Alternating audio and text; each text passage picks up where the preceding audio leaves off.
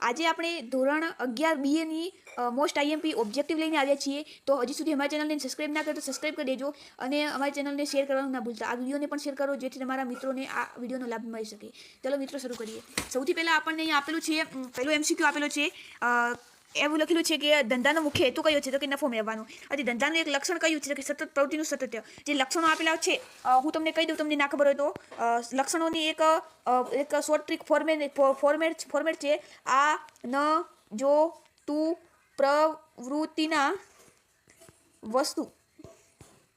આમાં મિત્રો આમાં શું થાય છે તમને ખબર પડે. હવે અહીંયા આ એટલે આર્થિક પ્રવૃત્તિ, આ ન એટલે કે નફાને હેતુ, જોતું એટલે કે જો એટલે જોખમ અને અનિશ્ચિતતા, તું એટલે દૃષ્ટિકોણનું સર્જન, પ્રવૃત્તિ એટલે પ્રવૃત્તિનું સાતત્ય, ના એટલે નાણાંની જરૂરિયાત, વસ્તુ એટલે વસ્તુની સેવાનું વિનિમય. આ રીતે બધા જ આમાં આવી જાય છે. એના પછી આપણને અહીંયા નેક્સ્ટ પ્રશ્ન આપેલો છે.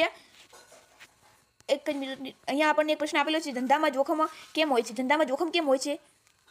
તો કે બજારની અનિશ્ચિતતા. આ તમને ચોપડીમાં લગભગ નહીં જોવા મળે, કેમ કે મેં આ મારી જે આઈએમપીની બુક બનાવેલી છે મેં એમાંથી લીધો છે અને તે 2021માં બોર્ડની પરીક્ષામાં પૂછાયેલો છે. આ જે ફાઇનલ એક્ઝામમાં છે એમાંથી એટલે ચોપડીમાં નહીં હોય.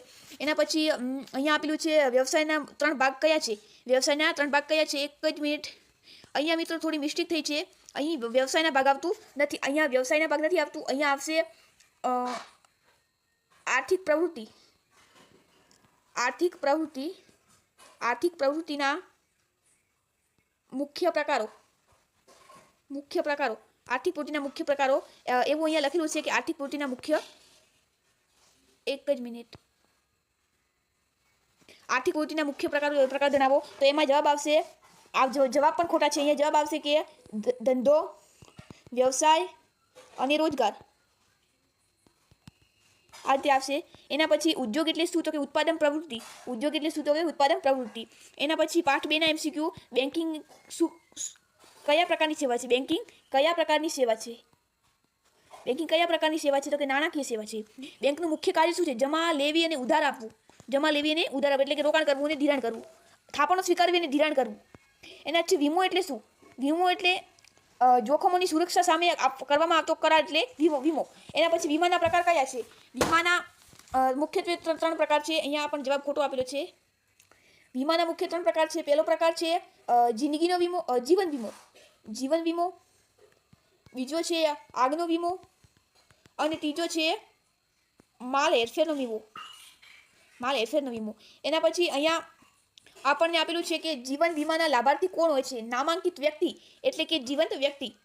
નામાંકિત વ્યક્તિ એટલે જીવંત વ્યક્તિ અને કાયદેસરની કૃત્રિમ વ્યક્તિ પણ આવી શકે. નામાંકિત એટલે કે જે વ્યક્તિનું નામ હોય, સંસ્થા હોય, કોઈ જીવંત વ્યક્તિ પણ હોઈ શકે છે. પરિવહન એટલે શું? પરિવહન એટલે માલને એક જગ્યાએ બીજી જગ્યાએ પહોંચાડવાની પ્રક્રિયા. એના પછી પરિવહનના મુખ્ય કેટલા પ્રકાર છે?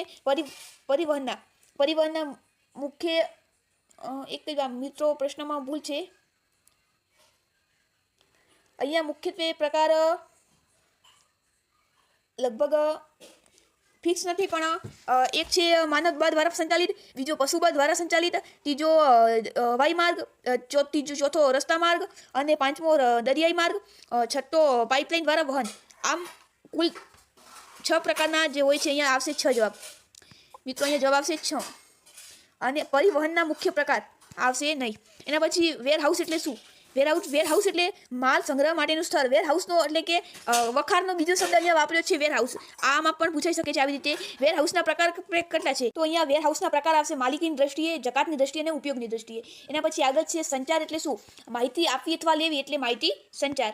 કયું મિત્રો આવશે અહીંયા? માહિતી આપવી અથવા માહિતી લેવી એટલે માહિતી સંચાર. એના પછી છે આગળ આપણે અહીંયા આપેલું છે પાઠ 4 માંથી MCQ છે કે માહિતી સંચાર ઈ કોમર્સ એટલે શું? ઈ કોમર્સ એટલે માધ્યમથી થતો વ્યવહાર, એટલે ઇલેક્ટ્રોનિક માધ્યમ થતો વ્યવહાર. એના પછી છે ઈ કોમર્સના મુખ્ય પ્રકાર કેટલા છે? ઈ કોમર્સના મુખ્ય પ્રકાર, એક જ મિનિટ, અહીંયા પણ મિસ્ટેક છે. ઈ કોમર્સના પ્રકારમાં ઈ કોમર્સનું કાર્યક્ષેત્ર. ઈ કોમર્સના કાર્યક્ષેત્ર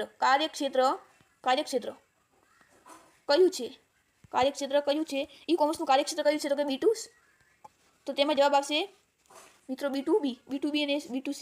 એના પછી કઈ બેન્કિંગનો ઈ બેન્કિંગનો અથવા ઇલેક્ટ્રોનિક ઇન્ટરનેટ દ્વારા બેન્કિંગ અથવા ઈ બેન્કિંગ, ઇલેક્ટ્રોનિક બેન્કિંગ. આઉટસોર્સિંગ એટલે શું? અન્ય પાસે કામ કરાવવું એટલે આઉટસોર્સિંગ એટલે અથવા તો કે બહિસ્ત્રોત. એનાથી માહિતીનું મહત્વ શું છે? કે નિર્ણયો લેવા મદદ કરે છે. માહિતીનું મહત્વ.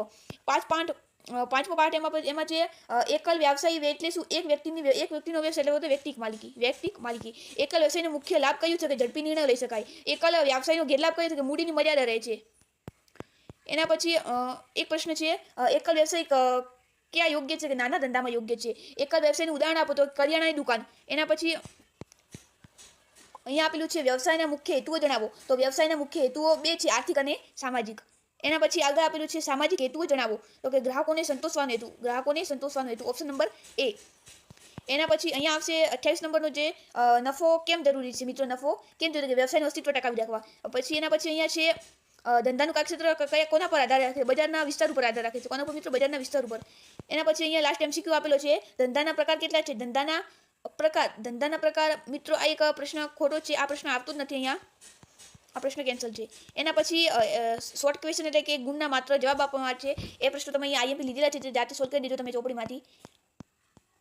આ રીતે અહીંયા આપેલા છે ને આ સાથે જ આપણો ક્લાસ અહીંયા આપણે પૂર્ણ જાહેર કરીએ છીએ. જય હિન્દ, જય ભારત.